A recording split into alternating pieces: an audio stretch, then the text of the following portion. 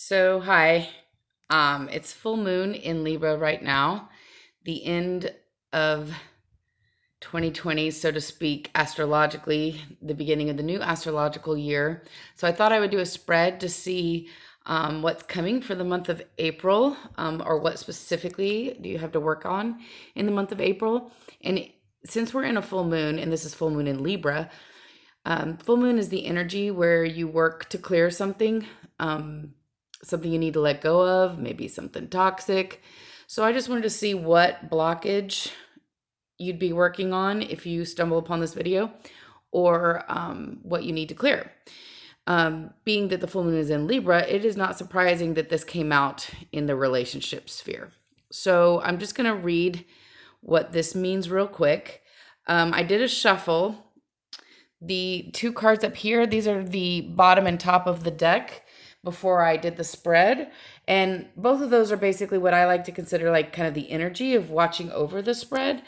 Those are both, commitment to yourself, really type of energy, and putting in hard work, because this is going to require some work. And you know what? Honestly, anytime you do any clearing, that does require work. So let's get into what this means. This is in your immediate past, or could be the past of the entire last year, or hell, could be the past of your whole life. It's a pattern. So the pattern here is that you're giving way too much to other people who are essentially takers. Your relationships are not, or it could be a specific relationship, or it could be like all your relationships. I mean, this could just be a pattern.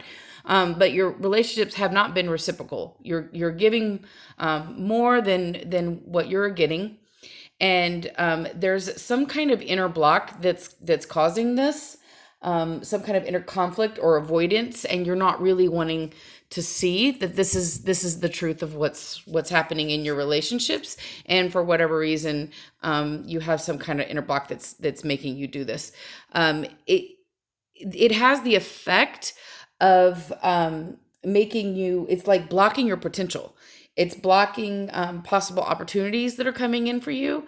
Maybe you feel like so obligated to these people that are taking so much of your energy that you literally block other opportunities that come in for you, because you're like, oh no, but person A, B, and C need X, Y, and Z. And so therefore I don't have time for opportunity F, whatever. Something like that is going on. There's a lesson here that to be learned from this.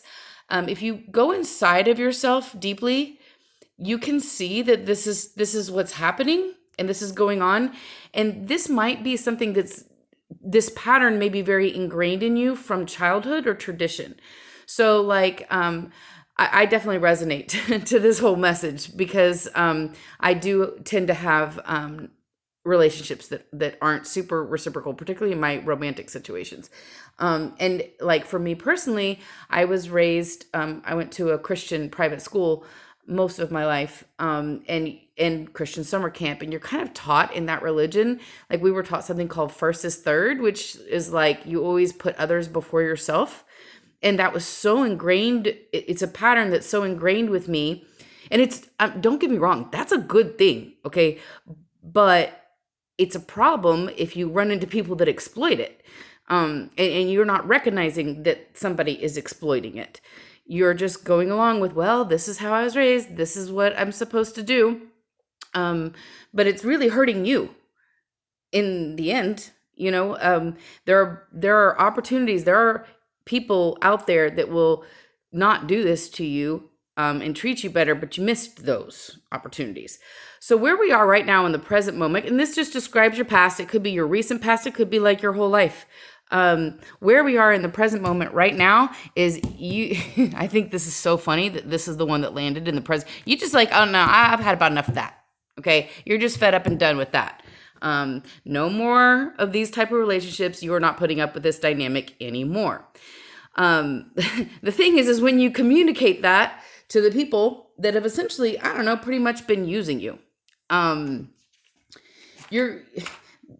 so the lesson that you've kind of learned is like, I don't know, fuck them, just fuck them. And you've had enough. Okay. So in the present moment, This is an interesting combination here. So, you might be encountered with a lot of gaslighting when you may possibly confront said people or person with you've just had enough. You might encounter a lot of overreactiveness, possible temper tantrums, possible explosions. Um, if something gets violent, uh, be aware of that. I don't know if you're dealing with narcissistic type energies, or cluster B type personalities or something.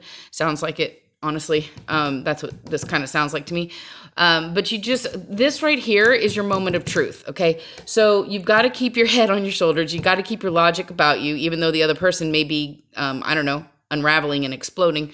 Um, just, keep in mind that you're done and why you're done. And the truth is, no matter if they gaslight you or not about it, the truth is the relationship has not been reciprocal.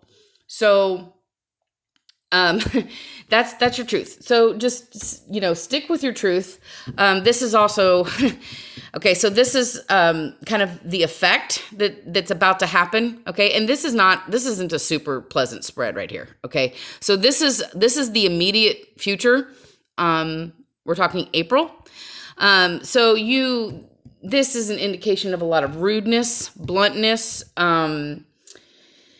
It's going to get rough and ugly. Please, may that not be you. But this may be the other person. So just beware that this might be coming. And if this is you, just, be mindful to hold your tongue, because even if somebody, I don't know, is pretty much using you and treating you like crap, you don't need to you don't need to have harsh words. There's a saying that I really like from Dr. Dyer that says, how people treat you is your karma. How you react to it is yours. No, how people treat you is their karma. How you react to it is yours. So, go back to this, keep your mind about you. Don't lose it.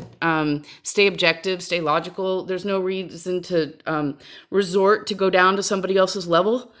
And if they're getting ugly, well, you don't need to go there. You don't need to mimic that. The outcome in the end, and this is what's really beautiful, and I love that these two just came out. So by the end of April, let it go, let it go, let this person go. Or people, if it's a whole bunch of people that have been treating you like shit because you have this type of pattern, let it go. Okay.